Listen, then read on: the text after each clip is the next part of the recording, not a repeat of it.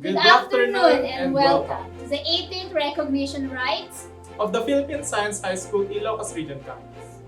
We are your hosts, Jeril May Casimiro and John D. Mangoka, joining you virtually from PSHS-IRC via YouTube.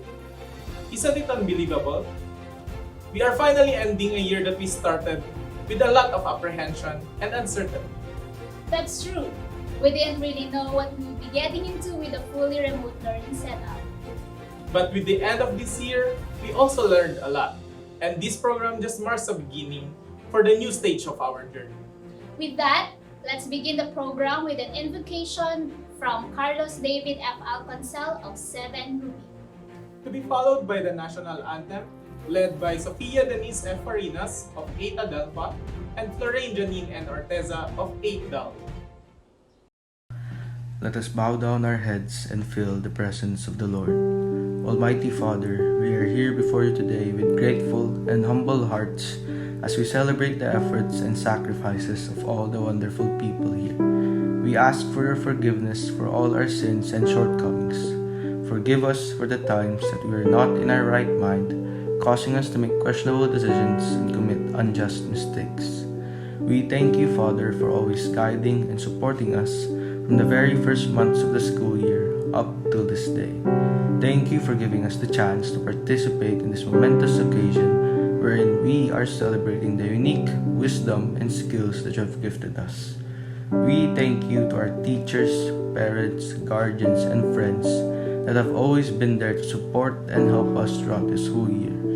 We are grateful beyond words that you have allowed us to learn from great teachers that are always prepared to do their best when teaching. Although this year was much different from the past school years, we are still thankful that we can properly learn and improve ourselves even during this time of sorrow due to the pandemic.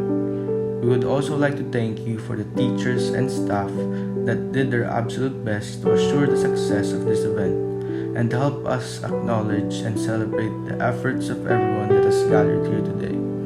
We all pray, Father, that you keep on protecting and guiding us all in our journey to achieve and reach our dreams and goals. We pray that you give everyone the strength and might to survive and protect themselves from this virus and pandemic. All this we ask and pray in Jesus' name. Amen.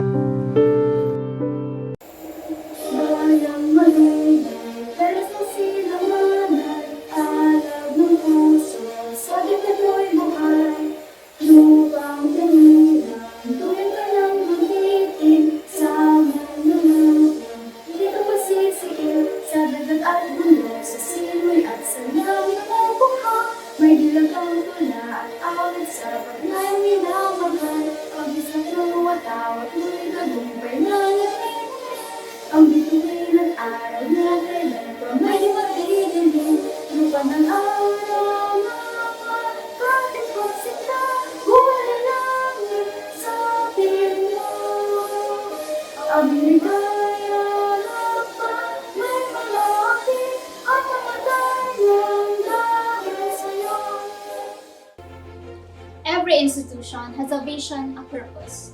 The vanguard of PSHS's vision in Ilocos Region Campus is no other than our campus director, Dr. Ronely N. Orteza.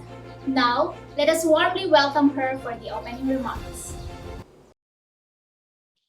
To our beloved guest of honor and speaker, our very own Engineer KV Kami Sulaiman A. Surup of Batch 2009, our dedicated management committee, our CID Chief, Ms. Michelle B. Ducusin, our SSD Chief, Ms. Jonalyn S. Albano, and our FAD Chief, Attorney Janice Rialubin Tapukol, our dedicated faculty and staff, our supportive parents, dear scholars, other guests, pleasant afternoon to everyone. Welcome to our 18th recognition program.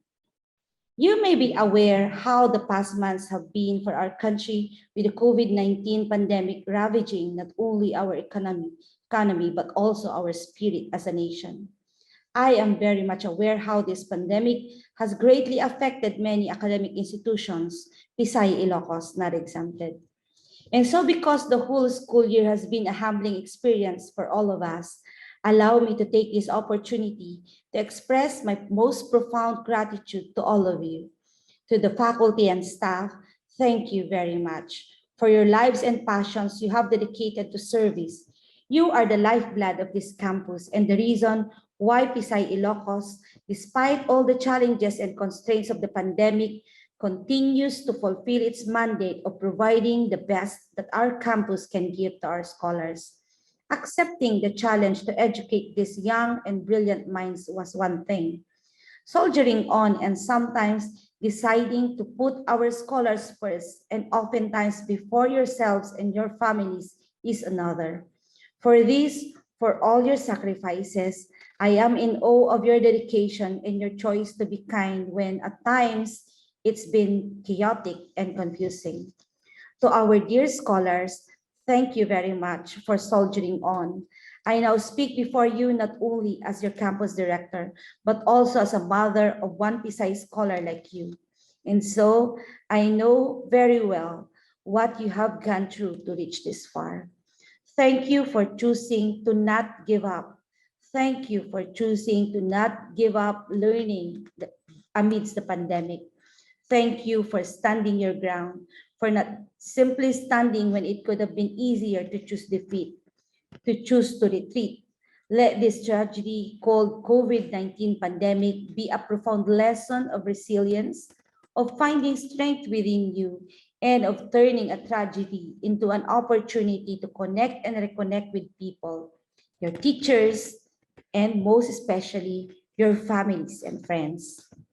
Ladies and gentlemen, let us then remember that people are our greatest strength. The success of an academic institution or any organization for that matter depends on their engagement. It is critical for Pisay Ilocos, from the scholars and their parents to the faculty and staff and the rest of Pisay Ilocos community to be fully engaged and remain steadfast despite and regardless of adversities. By aligning our goals and working together, by building on the strong foundation created by the talent and effort of our people, and by having faith in the good in each one of us, we can transcend all challenges and indeed forge a better future. In this time of pandemic and definitely even beyond. Thank you very much and congratulations to all of us. Mabuhay po tayong lahat. Thank you for that wonderful message, Ma'am Rona.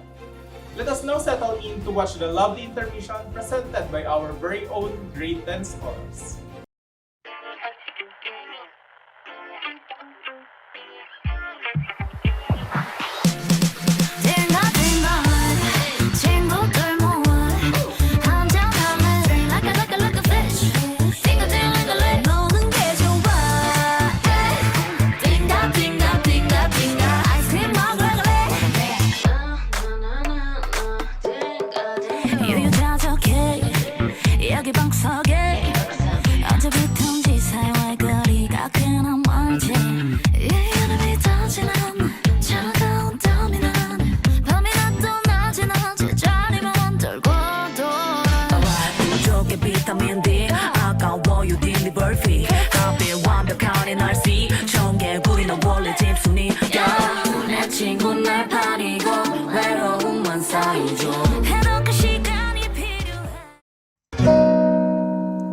You're just too good to be true. Can't take my eyes off of you. You've been like heaven to touch. I wanna hold you so much. I know that love has arrived, and I thank God I'm alive. You're just too good to be true. Can't take my eyes off of you. But in the way that I stare, there's nothing else to compare. The thought of you leaves me weak. There are no words left to speak. But if you feel like I feel, please let me know that it's real. You're just too good to be true. Can't take my eyes off of you. I need you, baby. And if it's quite alright, I need you, baby. To all these lonely nights, I love you, baby. Trust in me when I say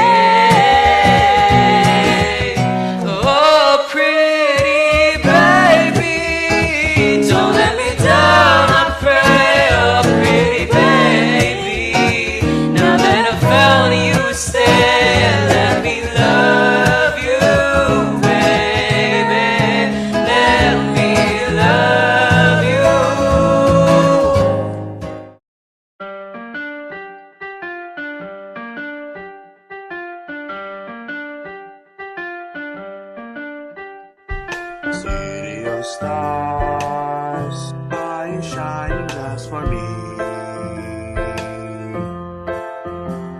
City of stars, there's so much that I can see. Who knows? I felt it from the first embrace I shared with you. That now our dreams may finally come true. City of Stars, just one thing everybody wants. There in the bars, I throw the smoke, fill up the crowd, the restaurants. It's love, that's all we're looking for, is love from someone else. a rush, A touch, a look in somebody's eyes, to light up the skies, to open the world and send it reeling. A voice that says I'll be here and you'll be alright. I don't care if I know just where I will go, 'cause all that I need is this crazy feeling, a rat-tat-tat in my heart. I think I want it to stay. City of stars, are you shining just for me? city of stars. City of stars, you never shine so bright. That's what we're talking about, grade 10. Now, let's have someone who will soon be in grade 10 herself, shall we? Here's Jody Amrian Salvacion B. Manlapaz, currently of 9C room, to cordially introduce our guest of honor and speaker, followed by an inspirational message from our honored guest. Good morning, ladies and gentlemen. It is my honor and privilege to have been given the task to introduce our guest of honor and speaker for today's 18th recognition rites. Our speaker for today is an alumnus of this campus. He is from Dillon Paurido in Urdaneta City, Pangasinan. In the early 2000s, almost a leap of faith if we may say, he and his parents made that hard decision to enroll him in Philippine Science High School Ilocos Region Campus, where after 4 arduous years, he graduated with high honors in 2009. He then went on to study Bachelor's of Science in Chemistry and Bachelor of Science in Material Science Engineering at Ateneo de Manila University, where both his thesis studies entitled Use of EDTA for Anti-Electrode Fouling and Removal of PB2 and CD2 in Different Media, and an electromediation study on the removal of mercury via amalgamation with copper were presented during the Philippine Chemistry Congress in April 2014. In 2014, he graduated from Ateneo, and in the same year, he successfully passed the chemist licensure examination. So yes, our guest of honor and speaker is a registered chemist. Since his graduation in 2014 from Ateneo, he's had incredible work experience. At Sun Power Manufacturing Limited, he was process and equipment engineer from May 2014 to March 2016. Head metrology engineer from September 2014 to November 2016, and senior process and equipment engineer from March 2016 to November 2016. At Sigma Tech Inc., where he is currently working, he was sales and product specialist from November 2016 to April 2018. Today, he is Sigma Tech Inc.'s product manager for liquor, Teledyne, Hitachi AFM, Nanophoton, IKK, and Pony. As product manager, he is knowledgeable in theory and operation of all equipment under Sigma Tech company profile, such as Hitachi, Horiba, Hamamatsu, QVI, and PAC. He manages and also trains end users of products of Sigma Tech Inc. He is also responsible for their sales and spreading of the market for brands under his management. Our guest speaker is highly skilled in chemistry and material science as he was trained and experienced in plasma processes, sputtering, deposition, anneal, and plating. Moreover, he knows how to operate various metrology equipment for production and FAs such as SEM, ellipsometer, GCMS, ICPOES, AAS, UV, VIS, FTIR, EDXRF, 4-point probe, and UTM. But of course, our guest speaker is not just your typical chem guy. Aside from being proficient in English and Filipino, he is also proficient in German as he minored in German studies and did tutoring in German language for the Ateneo Lingua Ars Cultura while studying in Ateneo. Having been in supervisory positions for both Sun Power Manufacturing Limited and Sigmatech Inc., he is also highly proficient in communications management and public relations. Ladies and gentlemen, I can go on and on to talk more about our guest of honor and speaker, but without much ado, join me as I welcome our guest of honor and speaker, our kuya, our fellow Pasayer, Mr. KV Kami Suliman A. Surop. Hi, Philippine Science High School, Ilocos Region Campus. Hi to the faculty and staff, parents, guests, and of course, hello to the grade 7 to grade 11 Northern Scholars. I really hope you are all doing well amidst this COVID-19 pandemic. I am your Kuya KV. Yes, that's my name. Kung di nyo yun matandaan, tandaan nyo na lang kilovolts. Or, pag mahilig kayo sa chemistry, like I am, tandaan nyo na lang potassium and vanadium. Yun. Let me start off by saying how I wish I was really there speaking in front of you guys. I'm sure it would have brought back fond memories of when I was your age studying in high school, long time ago. And nevertheless, it's really great. It's a pleasure to be speaking in front of you, albeit virtually. Hindi ako sanay sa virtual setup when I do my talks, but I will try my very best to make this conversational with this camera right here. I was tasked to speak to you about the theme for this recognition, which is Northern Scholars Transcending Challenges, Forging the Future. Pretty intimidating theme, if you ask me. No, medyo mabigat. But I think it's apt for you guys. So let's go through it step by step. Let's go through it together.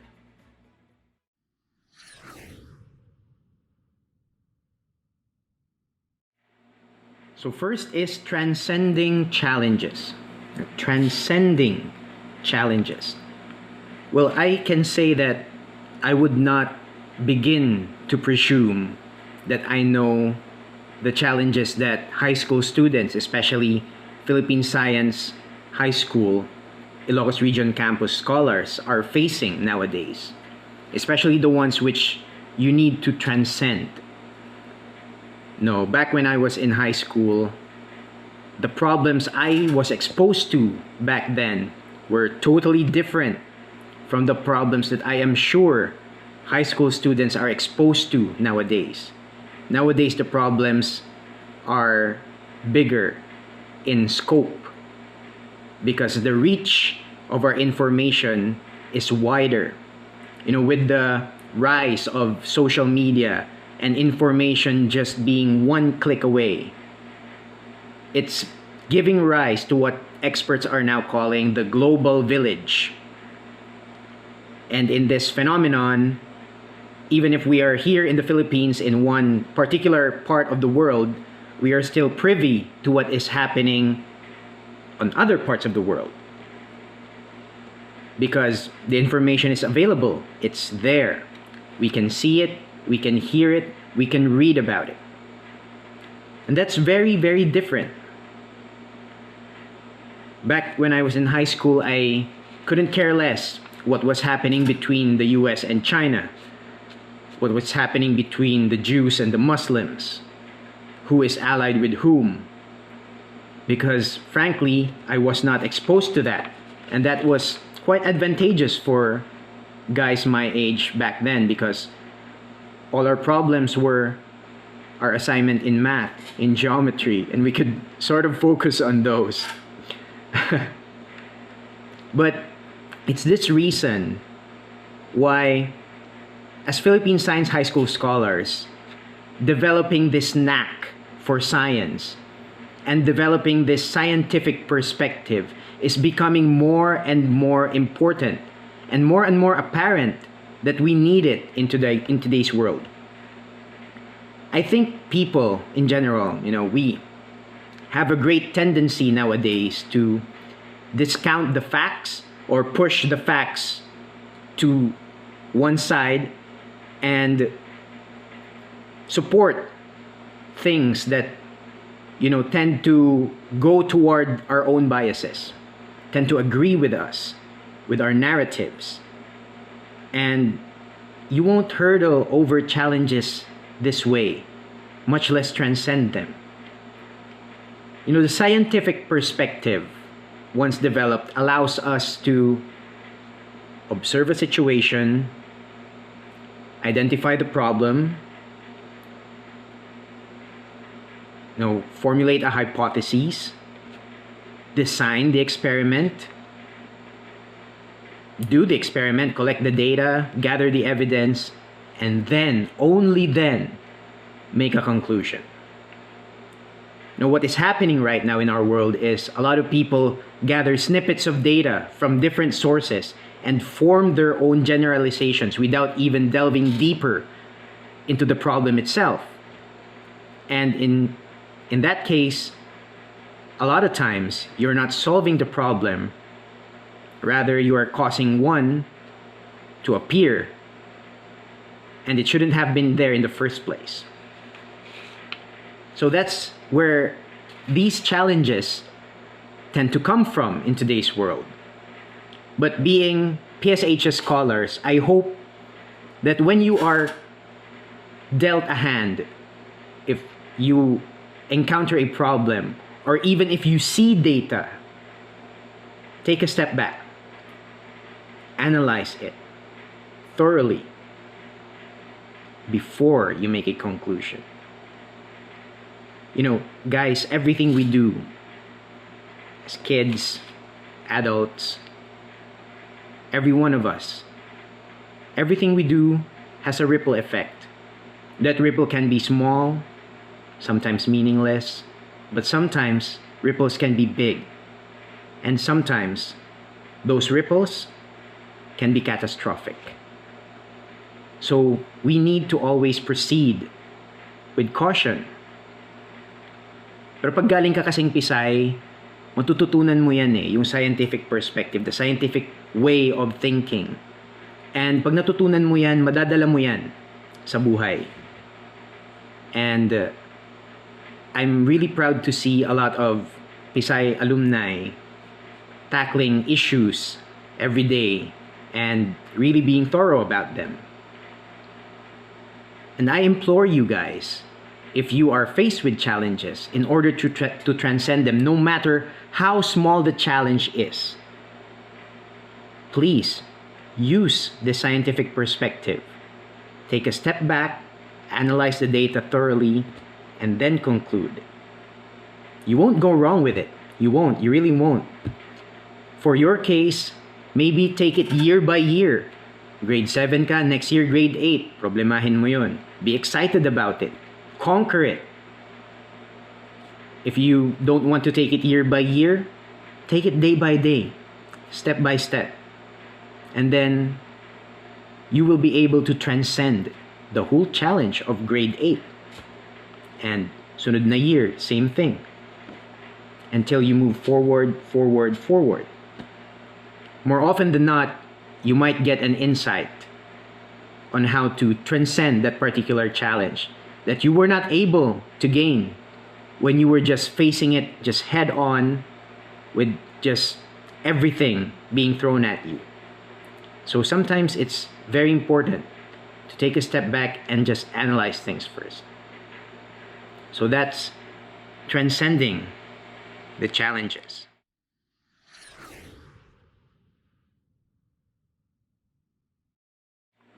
Forging the future.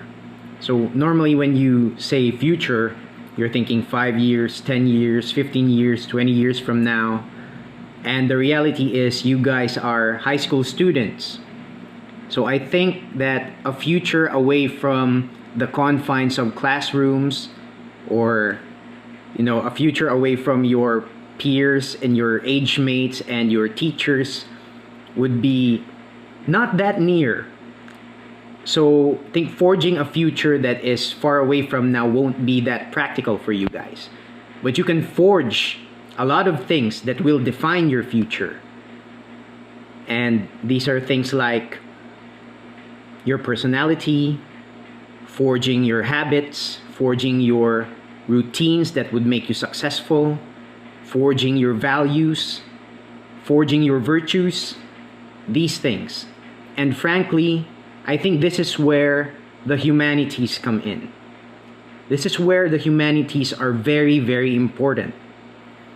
You see, guys, science in itself can exist, but science is more useful when it is guided into something. And hopefully, it is guided into something good. And the humanities provide the direction for science, and even more than that, they provide the direction for the scientists, which are you guys. And magkukwento lang ako, nung high school ako, me together with my barkada, lagi namin tinatanong, bakit pa tayo nagbabasa ng Noli Me Tangere, El Filibusterismo? Ba't pa tayo may English, history? Hindi naman natin magagamit yan sa science courses natin eh. Man, we were so wrong. We were so wrong because we tend to see usefulness as something that we can use, that is tangible, that is very concrete. But the humanities offer something that's more than that. I mean, why the need to write an essay? How does that help a scientist? Well, writing an essay helps you think, helps you organize your thoughts, helps you be coherent, writing your thoughts coherently on a piece of paper or on a notebook. How about recitations? How about public speaking? Again, it allows you to think on your feet, maybe to a certain level, improvise. It allows you to present ideas. It allows you to be articulate. And that's very powerful. It's a very, very powerful tool for scientists. Imagine a scientific paper that is written beautifully, with ideas very coherent and each graph explained beautifully that even laymen can understand. That would be a sight to behold. Imagine arguments by scientists being laid out really in a step-by-step process and being beautifully articulated to explain to people that global warming is real. And it's not just something that we conjured up. You would be unstoppable if you have those tools as a scientist. And that's what's lacking right now in the science world, not only in the Philippines, but in the whole world. The reason why people don't believe that global warming is happening is because scientists only present the data, but they don't explain thoroughly what is happening. They don't show that this is the effect of this data. And frankly, if you're not into science, you just see graphs and numbers and you'd be disinterested. You would. So this communication is very important. It's key. And humanities can guide you to being better scientists, being better at inculcating the scientific perspective into your daily lives. That marriage between science and humanities is a wonderful, wonderful thing. And for me, it started with PSI. It started with PSHS-IRC. And I hope that the same thing is true for you guys. And that's how you forge your future.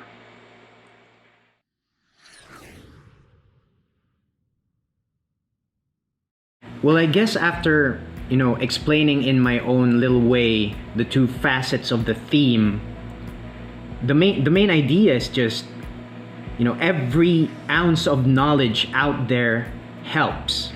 It does. So grab it, soak it in, absorb it. You're in PSI.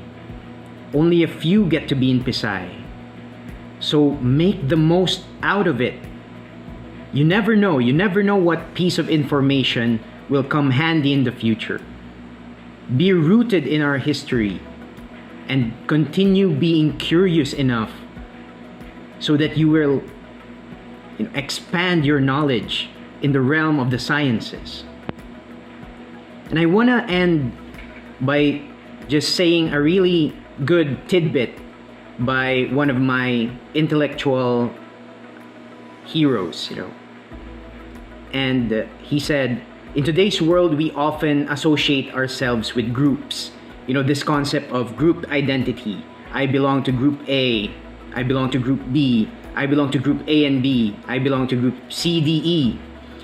And we tend to form majorities. We tend to form minorities. And more often than not, we sort of sometimes bask ourselves in the group that we are in. But if you extrapolate that data, if all of us tend to be in certain groups, diversified by, let's say, age, gender, race, all of these things, if you just extrapolate that data and stretch it out and go to the most extreme point, the ultimate minority is the individual. And that rings true so much because it's the reason why we are all unique. Nobody is like you, and I'm talking to you as a Northern scholar individually. No one is like you. So, in that spirit, go ahead, transcend your challenges, forge your own future, be a force for good in this world, and continue to be the wonderful person you were always meant to be. I think I would end with that. And I just want to say congratulations to all of you guys for surviving this year amidst the pandemic. And I hope you continue to do great things next year. As an alumni of PSHS-IRC, I am here to tell you guys that your kuyas and ates are here and we are proud of you guys. We are very glad and somewhat emotional at hearing these words from our guests. Indeed, we are very fortunate to have been honored with their presence. And now, the moment we have been waiting for all year long. It's time to once again recognize the scholars who have excelled academically. We are proud to present to you the Director's Lister for the 4th quarter. We have quite a lot here, so we are assisted by the advisors from each batch. For grade 7, we have Miss Jeneline B. Retreta, and for grade 8, we have Miss Maria Cristina R. Batan. For grade 9, we have Mr. Jun Lionel Nayaan, and for grade 10, we have Miss Claire G. Kilana. Finally, we have grade 11 DLs to be presented by Mr. Jericho V. Narvasa. Good afternoon, everyone. On behalf of my fellow grade 7 advisors, Ma'am Rubel Mili Anraca, Sir Eddie J. Domingo, Sir John D. Mangoba, and our batch advisor, Ma'am Elden Fahatin, I am Jeneline Retreta, proudly presenting to you the 27 grade 7 scholars who made it to the director's list for the 4th quarter of the school year 2020-2021. Congratulations to Akain Ramona Loisgol B. Agdepa Atina Sofia Christine I. Albuncel Carlos David F. Balisbisana Jamiela V. Bernardino Apple Isela F. Bugina Mark Maynard V. Bungulad Ed Nazarin V. Ho Kimi Rayan R. Kolkol Shirley May G. De la Cruz Lorenzo Santino R. Estabilio Hyacinth Riufel V. Frutas Samantha Winslet V. Garvida Adrian T. Ibrao Dayan Ashley A. Iniba Carlitos Vince L. Madriaga Ichiro R. Magalem Kaisi L. Miguel Venice Kate B. Palisok Vinamor Anika V. Rakajo Andre Elijah P. Reyes Trixie Margaret B. Rodriguez Gerardo Marco V. Sabangan Rodrigo Jr. A. Seso Princess Angel C.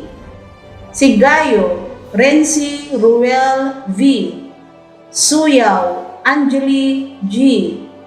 Enolit Razor Minley V. Good afternoon, everyone. On behalf of my fellow Grade 8 advisors, Sir Jumari Buksi, Sir Ferdinand Perillo, and our batch advisor, Ma'am Gayet Kulubong, I am Maria Cristina Batad, proudly presenting to you the 28 Grade 8 scholars who made it to the director's list for the fourth quarter of the school year 2020-2021. Congratulations to Alfiler David June C. Amistad Julaina Pearl M. Amuyo Larissa M. Arafiles Almira E. Asuncion Celine Ann A. Avila Aaron A. Balimpin Venice Cristel M. Barajas Artemis L. Bruan Rian Dana O. Corpus Jean Trexie D. David Bianca Francine O. Delona Jamie Allison R. Delilis Christine Angeline A. Etrata Janina Cheska S. Fahel Hazel Angeli P. Farinas Sofia Denise F. Fruelda Charles Adrian P. Galano Ruth Abigail P. Leno Ed Arian Gail S. Miguel Geraldine A.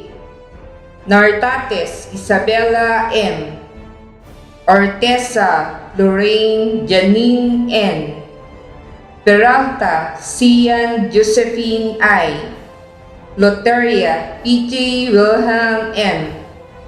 Pu Brent Matthew C. Racho Ralph Michael D.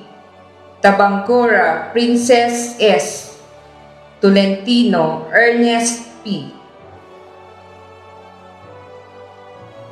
Good afternoon, everyone.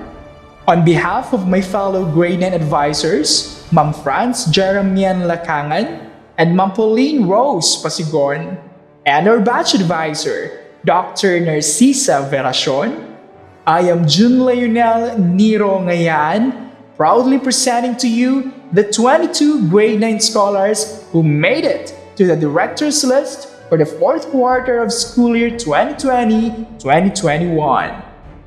Congratulations to Abuse Brenna Janine A. Alejandro Dwight James A. Agnes Mary Caitlin Cassandra R. Bumanglag Fitzlord Owen. Degano Marivian Alicia V. Doctolero Dixon G. Fiesta Leara Cristel Rovia L. Galo Shannon Frances A. Lee Jillian Tan A.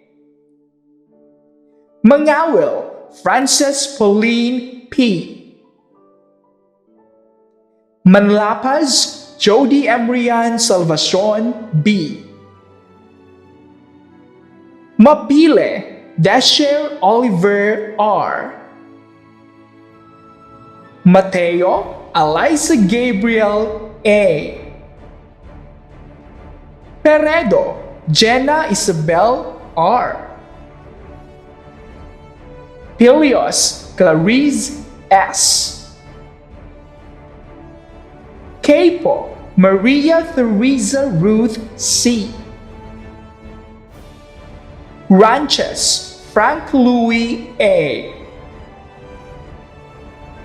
Rosario Inoda Isaviel B. Sales Leticia Isabel C. Tan Jasher Paul Daniel Q. Velasco Gio Carlo L.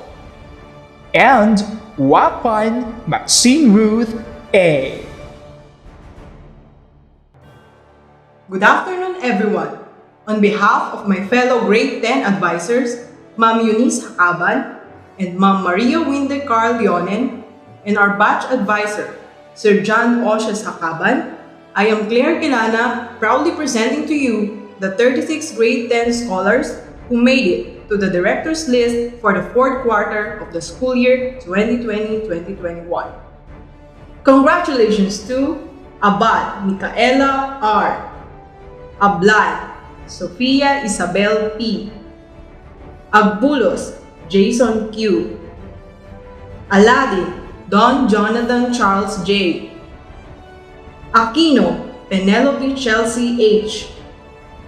Botardo Jana Ross P. Bumanglag Manuel Lucas O. Kakachan Shinal Ezra S. Coloma Marvin James R. Dalupang Sander Paul P. Domenden Jehan G. Eson Rexy Lian Jodeni O. Espanyol Alea Bianca P. Espirito Jeffel Joshua L. Estrella Julia Angeline L. Gamayo Samantha Chloe A.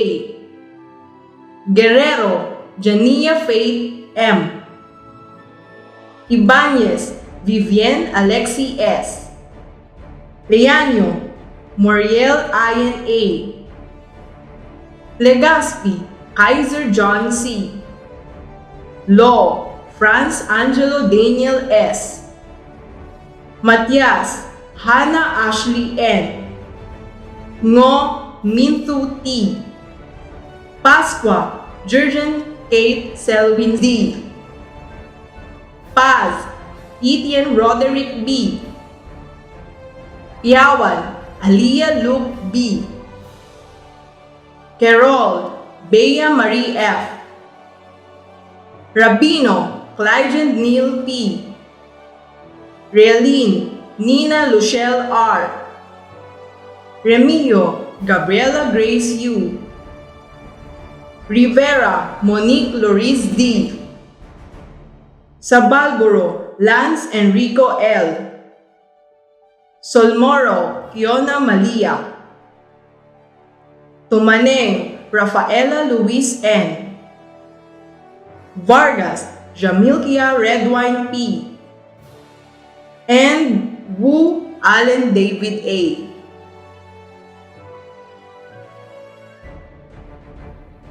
Good afternoon, everyone. On behalf of my fellow Grade 11 advisors, Ma'am Cheryl Casimiro and Sir Jeric Viz, and our batch advisor, Ma'am Cheryl Salvador, I am Jericho Nervasa, proudly presenting to you the 69 Grade 11 scholars who made it to the director's list for the fourth quarter of the school year 2020-2021. Congratulations to Abergas Jewel Ann A. Akasho David B. Agbuya Tatiana Kayela Marie P. Agdepa Eliza Gabriela Camille I. Alconis Christine Julia P. Alegre Katrina Alexandra P. Arieta Jemima Thea A.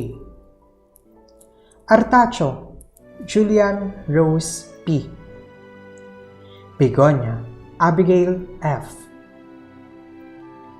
Belo Gabrielle Marie C. Buduan Rayanel Gwen B. Buscaino Sherry Hart R.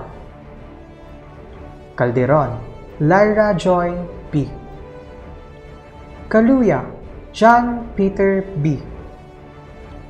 Kanha Norpri May A. Castillo Alexandra L. Castillo Rachel May G. Chan Raya Colleen L. Clemente Christian Lloyd U. Clemente Mark Daniel N. Dato Francis Carl R. De Guzman Rachel Ann Louise B. De la Costa Madel Angeli P. De la Cruz Jervy Elijah S. Diola Vesta Sofia C. Diaz Eliza Nicole T. Doctolero Carlos Jaimel B. Edra Tracy Joy R. Estrella Jasmine Ann L. Eugenio Hannah Lindsay T. Eugenio Maya Ruth S. Fortuna Jesha Lorraine R. Gatus Kevin John C. Gregorius LJ Miggs P. Hernaez Athena Cassandra G. Hernandez Alexander Ross T. Hilumen Gwen Adrian D. Laya Kurt Adrian P. Liano Chriselle Isa P. Likay Wilmar Jensen M. Mangabat Aster Benedict A. Manglalan Aliza Kacha A. Manuel Amy Josefia A. Meneses Levi A. Natividad Shekinah B. Navarro Chico Gabriel M. Portela Elisha Faith S. Rabago Isis V. Rabang Jonathan Paul P. Rakepo Anthony Richard N. Remedyo Alia Crizel C. Remocal Kyle Chester R. Reyes Trisha Monique B. Rivera Nikki Valerie G. Rosimo Jana Merrill R. Sakayanan Jadon C. Sagun Marco Jones C. Santos Yuel Nazarene P. Segura Erikisen Georgia R. Sesuka Ella Katrina R. Sudisipan Caitlin May C. Tamayo Erin Ruschen Y. Cho James Benedict G.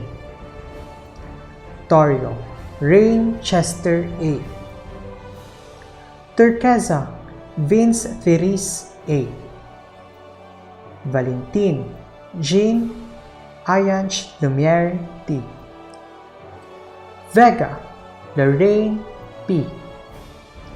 Yago John Margot G.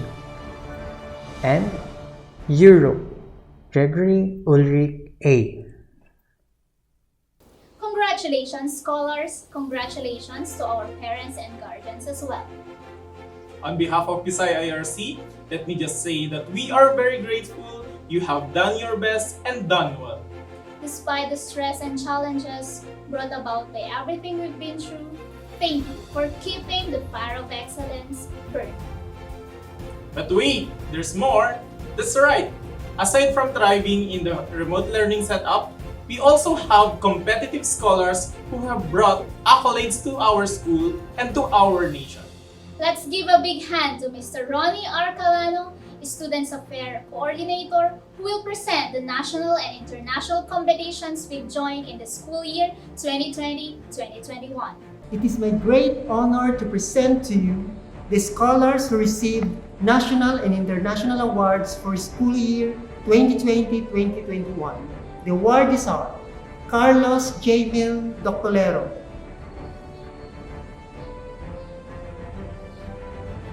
Raya Colleen Chan,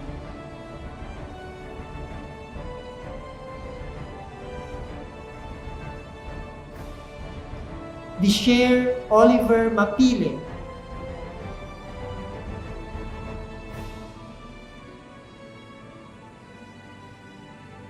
Kyle Chester R. Rimucal, Jairus Carl Isagire, Jehan Dumendem,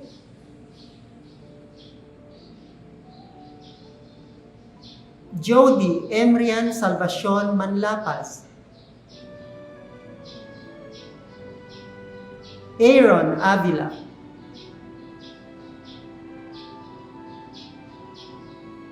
Risha Caitlin Chan,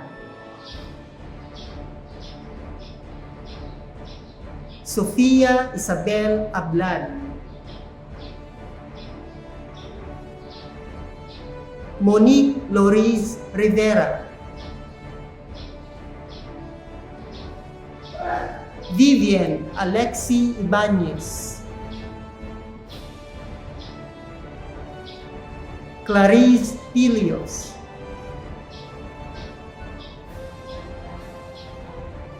Natasha Sofia Fontila, Dixon Doctolero,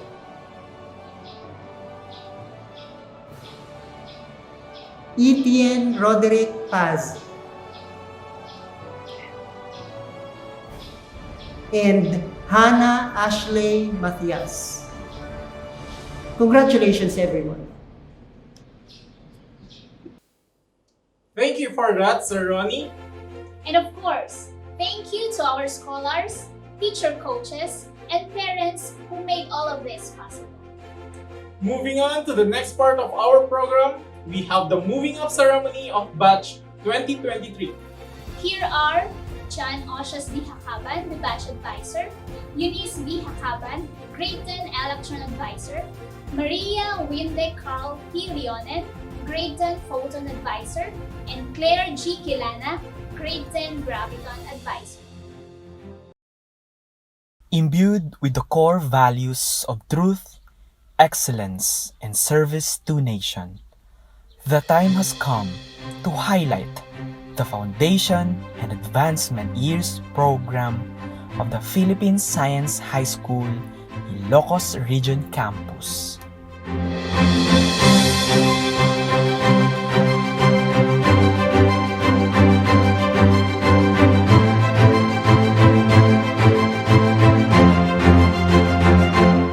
Abad, Micaela R. Ablan, Sofia Isabel P. Adan Micaela R. Agbulos, Jason Q. Aladin Don Jonathan Charles J. Aquino Penelope Chelsea H. Arce, Lester Mark C. Awa, Lindy Nive R. Balbas, Mark Julius I.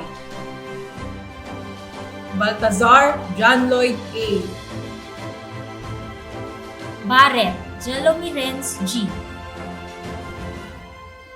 Bautista Jabez Nimuel B. Biascan, Trevin N. Botardo Jana Rose P. Mumanglag, Manuel Lucas O. Kabakungan, Meriza Hailing Joy J. Kakatsan, Shinel Ezra S. Kalida, Josiah Jaime C. Kaluya, Eisen Jeremy G. Cansancio, Cedric Edmar L. Cass Joanna May S. Castro, Isaiah Ishe D. Chua, Maria Chrislane Chloe V. Chua, Shane Marcy N. Sid Alexander Zyke A. Coloma, Marvin James R. Contreras, Jeannie Pearl I. Dalupang Xander Paul P. De La Peña John Rafael F. Dumenden Jehan G. Domingo Mark Joseph A. Eson Rexy Lian Jodeni O. Espanyol Alea Bianca P. Espiritu, Jefel Joshua L. Estrada, Luis Gabriel P. Estrella Julia Angeline N. Flor Ariana Lay N. Gamayo Samantha Chloe A. Gansenya, Misha Ray Nina L. Guerrero, Jania Faith M. Ibanez, Vivian Alexi S. Labagnoy Clyde G. Leanyo Moriel Ian A. Legazpi, Kaiser John C. Lo, Franz Angelo Daniel S. Maligsay Kin Aquiles S. Martin Ethan Matthew C. Matias Hannah Ashley N. Mercado Carl Isaac V. Nagasangan Angela Nicole F. Ngo Min Thu T. Padron Hansen Hogan Christian. Pasqua Jurgen Kit Selwyn D. Paz Etienne Roderick B. Piawan Alia Luke B. Kerol Bea Marie F. Kimoyog Marcus Dwayne V. Rabago, Isabella Marie Therese P. Rabino, Clygen Neil P. Rialin, Nina Luciel R. Remigio, Gabriela Grace U. Rivera, Mark C. Rivera, Monique Loris D. Ronduen, Jamaica P. Sabalboro, Lance Enrico L. Salazar, Josh Ed. Salazar, Karil Ann S. Saturno, Lorenzo Miguel B. Sinense, Alyssa May T. Solmoro, Kiona Malia. Tagasa, K. Clarice B. Tirao, Jaip Salmer N. Tumaneng, Rafaela Luis N. Ulanday, Enrico Jamil F. Valio, Daniela L. Vargas, Jamelkia Redwine P. Velasco, Ivan Luigi L. Ventura, Erica Hart T. Vergara, Lawrence H. Villostas, Chinel Ziara C. Wu, Allen David A. Congratulations!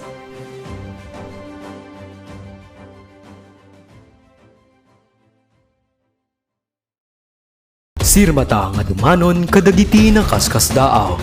Branding their identity, Sirmata, dumanon na kaskasdaaw, the batch proudly introduces themselves as Sirmandaaw, Class of 2023. Welcome to the Senior Year Program Batch 2023. Remember, Scholars Report cards will be released by class advisors via email after the program. And now, for the closing ceremony, let's hear the closing remarks from Raya Colleen Elchan of grade 11 Dalton, to be followed by the school hymns. This is it. This is really is it. Another school year has come to an end. As much as we look forward to stepping foot on the campus, let us take this time to look back with gratitude for the different reasons we have successfully navigated the year. First, to ourselves, that despite the changes in our routines, from waking up late, to missed classes, to our once-a-day showers, we have still managed to face each day with courage and go as we wander over the crests and troughs of the sea of life that flows. To our parents, for their constant nagging, also called guidance and support, thank you for your patience. To our faculty and staff, for their time, effort, and dedication, trying their hardest to reach out and equip us with knowledge during this time of uncertainty. So let us all congratulate each one of us, for in spite of the responsibilities and challenges of online classes, we end this year still in our pajamas, but with invaluable lessons that we can carry with us in our path through the world and our fight for the right. As we draw near to another inana in our academic life, let us take this time to rest and recharge and binge watch our favorite Netflix shows. I wish everyone a restful break, and I look forward to connecting with you again the next school year. Thank you and see you soon.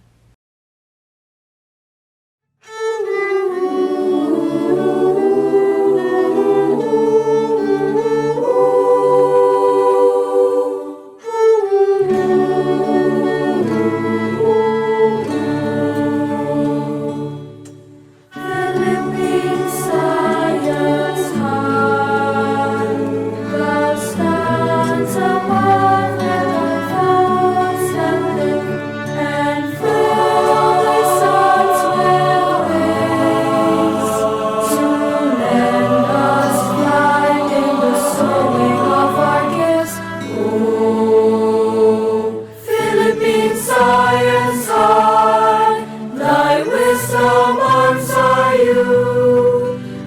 reach for our dreams, as we strive for our goals, as we search for the untarnished truth. Philippine Science Guide, the PSHS in us will grow and go as we wander o'er the breast and troughs of the sea of life that flows. Oh, Philippine Science Guide, thy light our beacon be, in our path through the world, in our fight for the right, in pursuit of a glorious thee.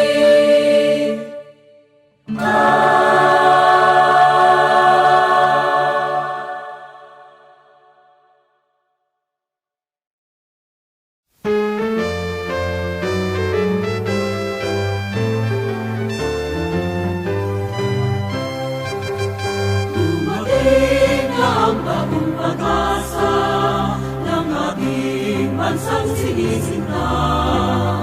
Ang DOST ay sumilang na, lingkod ang bayan sa tuwina. Pagtuklas ng bagong karunungan sa iba't ibang uring agam. Ang bitika sa ganahan at kaunlaran ng ating lipunan.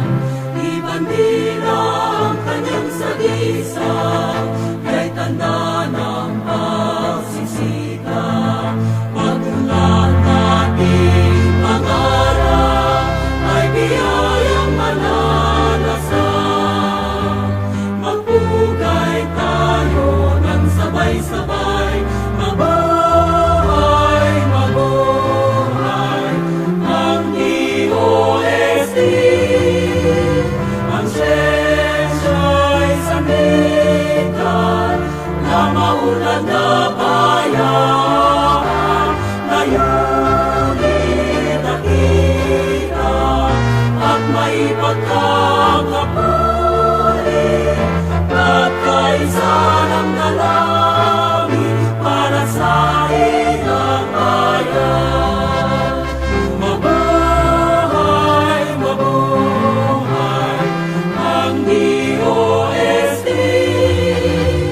Ang siyensya'y sandigan na maunlad na bayan, layunin nakita at maipagkakapuri at kaisa ng dalangin para sa ilang bayan.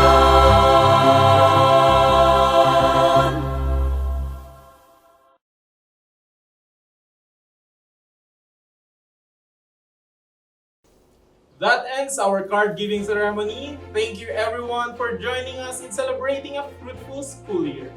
Don't forget to check your report card in your email inbox. You may now enjoy your well-deserved mid-year break, but make sure you have already accomplished your clearance before you may completely relax. Farewell everyone and keep safe always.